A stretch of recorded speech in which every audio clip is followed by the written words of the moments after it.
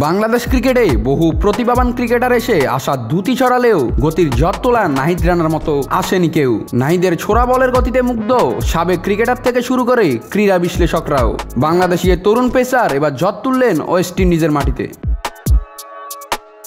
বাংলাদেশ ও West ইন্ডিজের মধ্যকার Jamaica টেস্টের প্রথম ইনিংসে মাত্র 164 রানে গুটিয়ে যায় সফরকারী বাংলাদেশ। তবে এই অল্প রানের পুঁজিতেও বাংলাদেশ পেয়ে যায় 18 রানের লিড।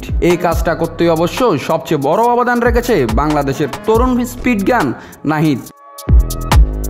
দারুণ লাইন লেংথ ও স্কিলের সাথে গতির সংযোগ ঘটিয়ে ভেঙে দেন ক্যারিবিয়ানদের ব্যাটিং লাইন আপের মেরুদণ্ড। প্রথম ইনিংসে মোট 18 ওভার বোলিং করে নাহিদ রেখেছেন এক মেডেন ওভার। 3.40 ইকোনমিতে 61 রানের বিনিময়ে তুলে নিয়েছেন 5 উইকেটও, যা 22 বছর বয়সী এই ফাস্ট বোলারের ক্যারিয়ারে প্রথম ফাইভার।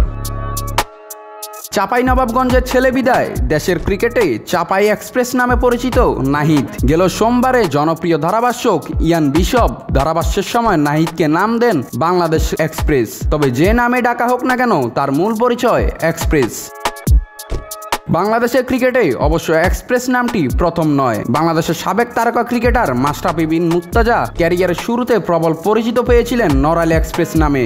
মাশরাফিও ছিলেন গতির বাহক। মাশরাফির পর বাংলাদেশের দলে এসেছিলেন আরেক গতিময় পেসার তালহা জুবায়ের। এরপর গতির বার্তা নিয়ে রুবেল হোসেন, তাসকিন আহমদরা আসলেও 150 কিলোমিটার বেগে বল ছোড়া অনেকটা স্বপ্ন ছিল তাদের। নাহিদ এখানেই আলাদা।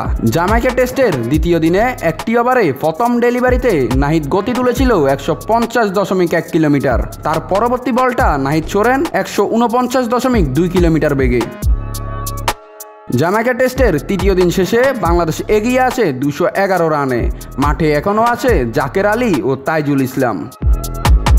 নাতরাহুল, নিউজ না স্পোর্টস।